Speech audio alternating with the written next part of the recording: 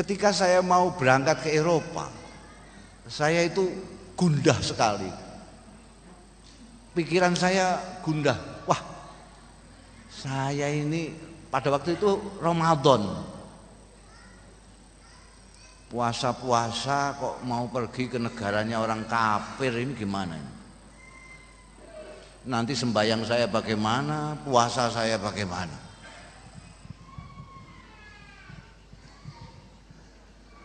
Tahu-tahu begitu saya turun di Frankfurt, kemudian saya dijemput menuju ke Hamburg. Saya diundang di Universitas Hamburg. Di sana ada pusat studi bahasa Asia Pasifik dan bahasa Indonesia. Saya melihat tercengang sekali. Negara yang saya bayangkan negara kafir, itu ternyata ajaran Rasulullah Shallallahu Alaihi Wasallam berjalan dengan tertib di sana, bersih, jalan bersih seperti dipel terus setiap hari, jalan sampah tidak ada, bersih sekali. Padahal tidak ada satupun tulisan an-nadzafatu minal iman, tidak ada.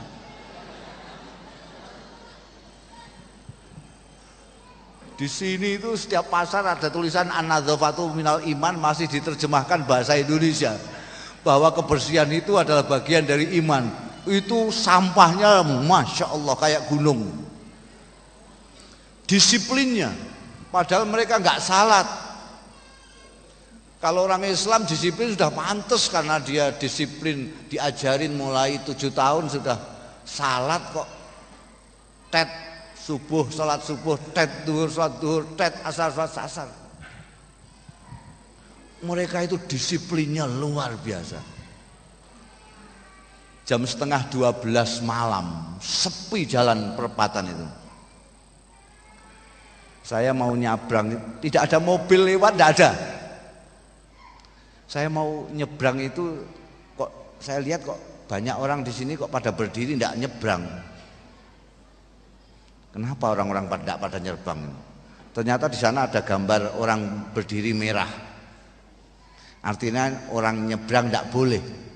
Nanti kalau sudah hijau baru boleh.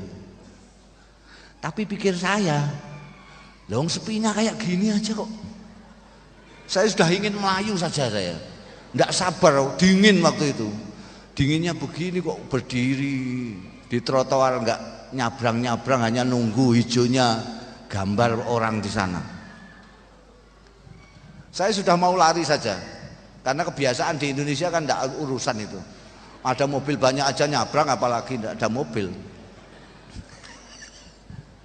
Tapi saya malu tidak kepada orang-orang, kepada anjingnya orang kafir ini. Ada anjing itu begini aja, juga nggak mau jalan. Begitu hijau, anjingnya lari. Saya mikir masa saya kalah sama anjingnya orang kafir.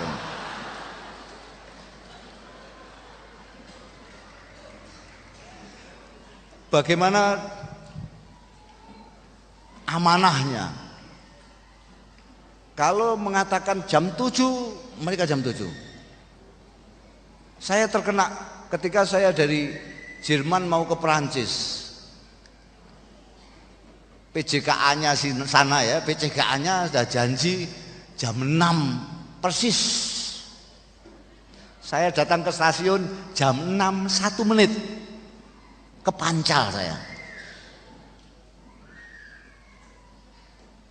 Kepancal, kereta sudah jalan. Hanya 1 menit.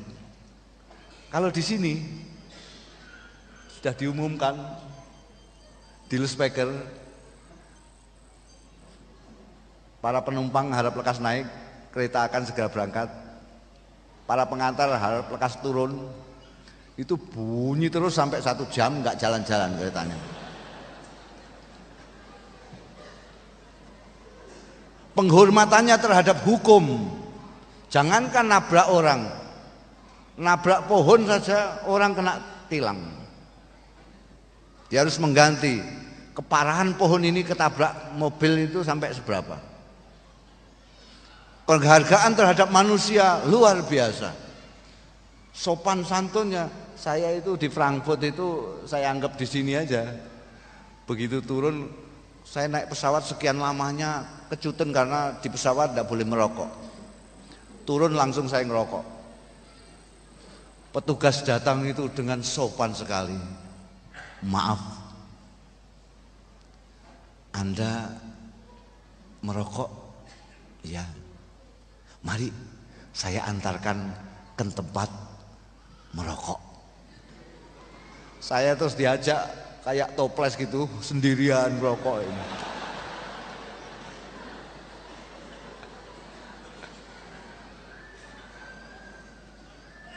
Saya lalu berpikir, ini nanti yang masuk surga itu siapa? Apa yang sholat terus tapi tidak mengikuti ajaran Rasulullah, atau yang melaksanakan ajaran Rasulullah tapi tidak sholat seperti mereka ini? Ini akibat itu tadi, diiris-irisnya. Ini agomo, ini tidak, ini tidak. Akhirnya kita anggap bangsa urusan disiplin, urusan dunia, urusan kebersihan, karena itu bangsa kebersihan, ndak ada nahwu sorobnya dunia. Soal penghargaan kepada manusia, urusan dunia. Soal kebangsaan, dunia. Akhirnya kiai sakit, kiai itu kasihan. Mau apa-apa kan sulit. Karena sudah dikatakan ini kiai ini adalah ahli agama yang tidak boleh deket-deket dengan dunia lah. Coba misalnya Kiai Anwar ini ngempit ayam ke pasar, coba pasti orang ribut itu. Ini ada kiai kok ngempit ayam ini. Loh, kiai kok ngempit ayam? Loh, mau saya jual. Loh, kiai kok menjual ayam? Loh, memang punya saya ayam. Kiai jual ayam tidak boleh. Kiai kok di kaki 5, marung di kaki 5 itu, beli goreng bebek di pinggir jalan, pasti ribut orang. Kiai kok marung di pinggir jalan, apalagi kiai berpolitik.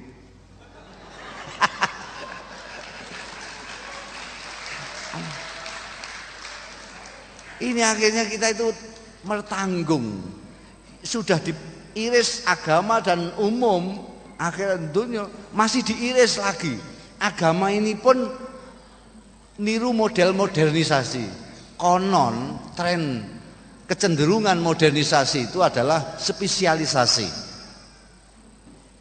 Dulu kalau orang sakit apa saja, dokternya cuma dokter itu saja, dokter umum itu. Sakit gigi dokternya juga itu, sakit perut ya itu, korengan ya itu, kopoan ya itu. Tapi ketika dunia semakin modern, itu ada takhasus, ada spesialisasi. Ada spesialisasi THT. Telinga, apa itu THT itu? Hidung, tenggorokan. Jadi kalau sampean sakit gigi jangan ke dokter THT. Ada dokter gigi khusus, ada dokter kandungan khusus, dokter anak-anak sendiri. Sekarang lebih modern lagi, lebih ditahsus lagi. Ada dokter THT anak-anak. Jadi misalnya kok orang tuanya dan anaknya sama-sama kopoen, itu dokternya 2. Ini sehabis anak saya dokter, saya diperiksa. Oh enggak, ini THT anak-anak. Kalau sampean itu ada lagi dokternya sendiri. Rupanya orang Islam di Indonesia juga terpengaruh dengan tren modernisasi ini. Jadi orang Islam pun sekarang model takhasus. Ada yang spesialisasi salat tok. Ya sembahyang, pokoknya sudah sembahyang sudah merasa Islam lah. Ada yang spesialisasi haji. Pokoknya kalau sudah haji ya sudahlah, korupsi apa nggak apa-apa lah. Korupsi kan urusan dunia, itu bukan urusan agama. Sing urusan agama kajinya. Nanti saya khawatir jangan-jangan ada spesialisasi takhasus wudu. Jadi wudu tok menawa wis pokoke.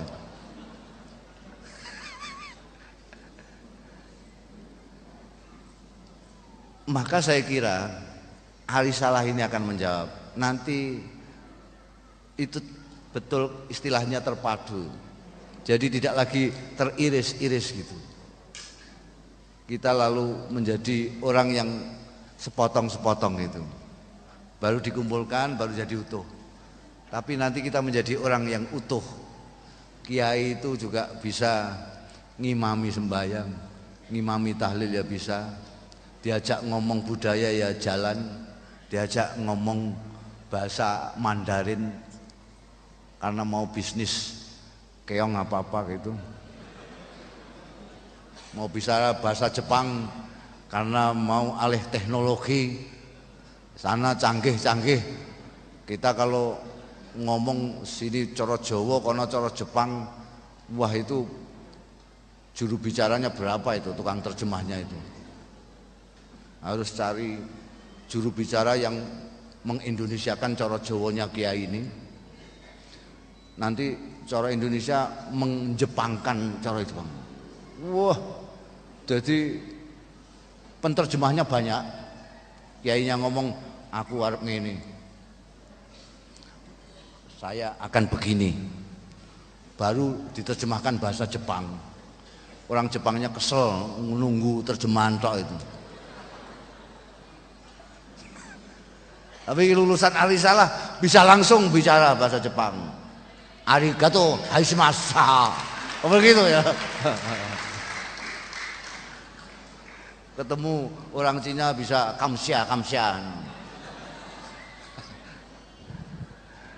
Jadi nanti itu tidak ada lagi. Tadi saya sudah tanyakan kepada Kiai kuno ini, Kiai Anwar kan termasuk Kiai kuno. Kalau nyanyi Aina itu wah nyanyi modern gitu ya. Saya tanyakan bagaimana kok sampean kok oh iya itu kan kita harus semuanya menguasai, ini zaman globalisasi. Wah. Jadi mudah-mudahan ini nanti yang menjawab. Jadi itu satu kritik saya terhadap pendidikan nasional.